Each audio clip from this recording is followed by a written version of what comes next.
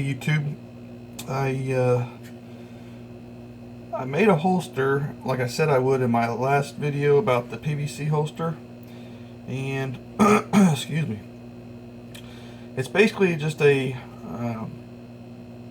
not really a full concealment holster. It's a retention trigger guard barrel holster. I built it with belt loops. It's basically a waist holster, and here it is. And it's not for my everyday carry. I made this one just to see if I can make one for a full-size gun. Excuse me. And you can see here how it's so small and compact, kind of like a just one of them small waistband leather holsters for a full-size gun. And the gun I made this one for is the Taurus PT92, or also known as the Beretta 92. Same gun basically, just different manufacturer. And it goes in like this. Your belt loops will face. Your belt loop will face your waist like this, and the gun will just go in like so. And it locks in. It had a little snap there. I don't know if you guys could hear it. And the reason why is because I put this screw like farther in towards the trigger guard, and I like it. You know, if you've seen my last PVC video holster, it only cost me a couple dollars, and that's about the same thing on this. It only cost me just the material, which the PVC, like I mentioned before, 5 foot of PVC was only a couple bucks. And then I had the hardware.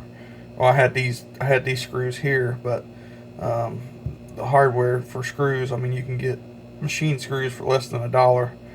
So, like I said, I mean, these holsters are hardly anything to make, just time, and then, you know, working with them in the oven.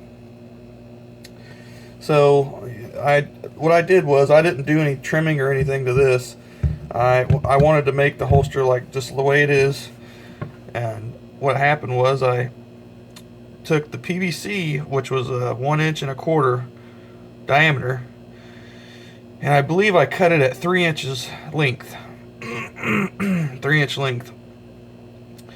From end to end, I cut 2 pipes at 3 inches, flattened them out, and then I used the long ends to attach to each other. Drilled the holes, 2 holes here, 3 holes here, 1 for the retention, like I mentioned, on the trigger guard. And then I cut 2 straps about 1/2 inch thick of just the normal diameter, and cut them in half, or cut those at 1/2 inch, and then cut one side down so it split in just a single strap.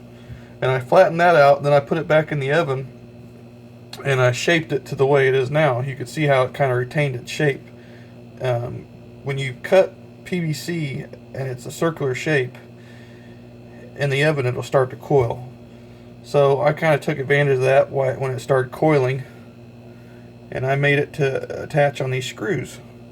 Now these are longer screws than my usual, what's on my other holster. And here I'll show you what my other holster is, if you haven't seen that video. Now you're probably thinking, well, why did you paint the other one? Well, because this one, like I said in my other video, if you haven't seen it, it goes in my back pocket. It's a back pocket PVC holster. Nobody's going to see the holster. All you're going to see is about probably that much of the handle of the gun. So, anyway, I'm going to go ahead and attach the holster to my waistband. Like I mentioned before, I'm not a big person on the waistband holsters, but I did make one. So, let me show you how it works here and see what it looks like in a perfect fit. And it fits just about any belt.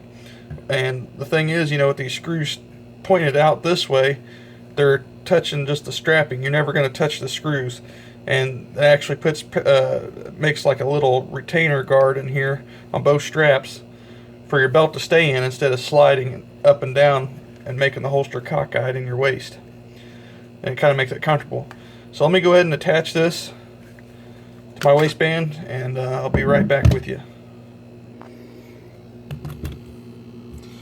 Alright guys, as you can see here, fits snugly against me. There's hardly any movement. I like it. It looks decent just because of the paint job. If I didn't paint it, you'd see kind of some burn marks, just because for some reason I didn't do this in my oven. I did it in, at my parents' house. and the excuse me, the oven for some reason got it a little too hot, but that's why I painted it. And plus, you can actually see the holster. And it's a lightweight holster compared to my pocket holster, you know, because the pocket holster is purely all PVC. And that's the reason why I wanted to make this one. This one's, like I said, it's just a minimum holster basically, but it still retains the gun. If you listen for it, there's a click. Perfect. I like this holster, guys. So, you know, Schedule 40 PVC is good holster material. I'm not saying it's everybody's cup of tea, but it is an alternative to Kydex and leather. And, you know, I'm probably going to get some hate on why I didn't use Kydex, but I really don't care, because Kydex is not cheap and it's not super expensive. But I mean, look at this. Like I said, I've only spent maybe a couple bucks just in the holster, and my time, which was probably about 30 minutes or so, of forming this, because I actually did it, like I said, over my parents' house. So I had the saw handy and drill and everything, and so it was boom, boom, boom, it was done. And it works. So I'm going to do this one more time for you guys, and that'll be the end of the video. So I appreciate everybody watching, and I appreciate you guys staying tuned to my channel. So as always, we'll see you on the next video.